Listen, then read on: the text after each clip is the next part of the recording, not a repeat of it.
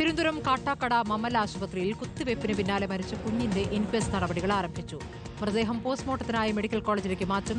അസ്വാഭാവിക മരണത്തിന് കേസെടുത്ത പോലീസ് ഡോക്ടറുടെയും ഡ്യൂട്ടിയിലുണ്ടായിരുന്നവരുടെയും മൊഴി രേഖപ്പെടുത്തും.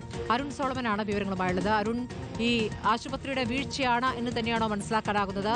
ഈ കുടുംബം ഇക്കാര്യത്തിൽ എന്താണ് പറയുന്നത്? എപ്പോഴാണ് ഈ മരണം സംഭവിക്കുന്നത്? അരുൺ,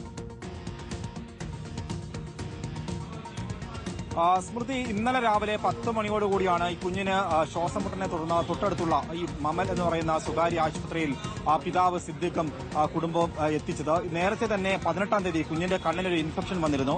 അതിന് പിന്നാലെ 19-ാം തീയതിയും ഇതേ ആശുപത്രിയിൽ തന്നെ കാണിച്ച് രക്തപരിശോധനയൊക്കെ എടുത്തിരുന്നു.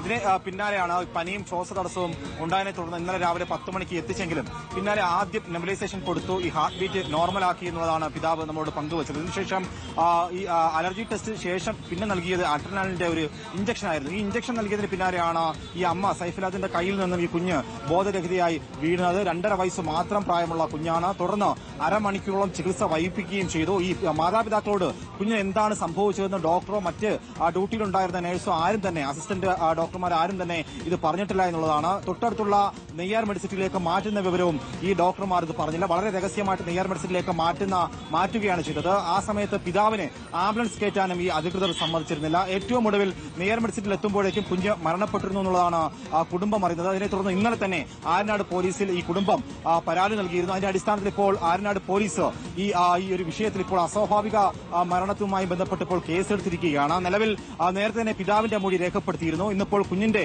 ഇൻക്വസ്റ്റ് നടപടികൾ ഇപ്പോൾ പുരോഗമിച്ചുകൊണ്ടിരിക്കുകയാണ്. കുറച്ചു കഴിഞ്ഞതിന് ശേഷം ഈ മൃതദേഹം പോസ്റ്റ്മോർട്ടത്തിനായിട്ട് തിരുവനന്തപുരം മെഡിക്കൽ കോളേജിലേക്ക് മാറ്റും. ഇന്ന് തന്നെ ഈ ആശുപത്രിയിലെത്തി ഡോക്ടറുടെയും അതുപോലെ തന്നെ ഡ്യൂട്ടിയിലുണ്ടായിരുന്ന മറ്റ് ജീവനക്കാരുടെയും മൊഴി രേഖപ്പെടുത്തുമെന്നാണ് ഇപ്പോൾ ആരനാട് SHO വ്യക്തമാക്കിയിരിക്കുന്നത്. സ്മൃതി, ശരി. അരുൺ സോളമനാണ് വിവരങ്ങൾ നൽകിയത്.